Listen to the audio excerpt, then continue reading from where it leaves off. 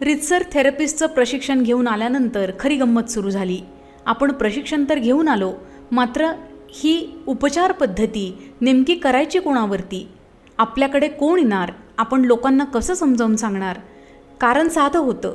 आपल्या आजूबाजूला जो समाज आहे त्याच्यामध्ये अनेकांना गतजन्म किंवा गतजन्मातील गोष्टींचा या आयुष्यातील समस्यांशी थेट संबंध आहे याच्यावरती विश्वासच बसत नाही.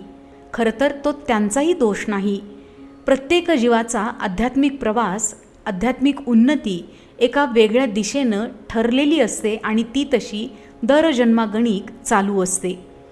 अनेक जण कर्मसिद्धांत नाकारतात किंवा अतिशय वाईट पद्धतीने फेटाळूनही लावतात. अशा प्रकारे गतजन्मावरती अविश्वास ठेवणाऱ्या व्यक्तींकडे देखील प्रेमानं पाहण्याची सद्बुद्धी, विवेक सद्गुरू कृपेनं एव्हाना प्राप्त झालेला आहे. आलेली प्रत्येक व्यक्ती ही त्रासात आहे. आपल्या आजूबाजूची प्रत्येक व्यक्ती किंबहुना आपणही वेगवेगळ्या त्रासांनी ग्रस्त आहोत. त्या त्रासाची वेदना आपल्याला कधीकधी नीटपणे मांडता येत नाही. त्यामुळे अतिशय तिखट किंवा अतिशय लागतील अशा प्रतिक्रिया आपल्या मुखातून बाहेर पडत असतात. खरं तर या प्रतिक्रिया ऐकणाऱ्याला फार तर राग येऊ शकतो, मात्र ज्या मुखातून ही प्रतिक्रिया बाहेर पडलेली आहे तिचा कर्माचा बोजा मात्र वाढत जातो. आपला विश्वास असो किंवा नसो हे सत्य आहे आणि सत्याला कुणाच्याही विश्वासाच्या सर्टिफिकेटची किंवा प्रमाणपत्राची आवश्यकता नाही. आजवर जी काही PLR सेशन्स झाली आहेत त्याच्यामध्ये मी माणसांच्या अशा काही वेगवेगळ्या तऱ्हा पाहिलेल्या आहेत की खरंच निर्मात्याच्या प्रत्येक निर्मितीला नमस्कार करावासा वाटतो.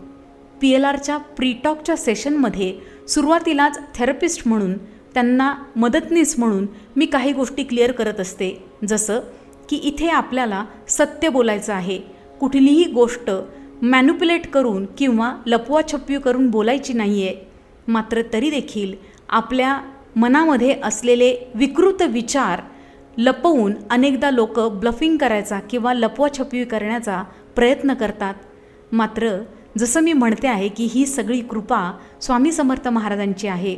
त्यामुळे प्रीटॉकमध्येच सेशनच्या योग्य टप्प्यावरती त्या लपवाछपवी करणाऱ्या किंवा अतिशय कुटील पद्धतीनं बोलणाऱ्या माणसाच्या आयुष्याशी संबंधित अशा काही गोष्टी समोर येतात की व्यक्ती स्तब्ध होऊन जाते.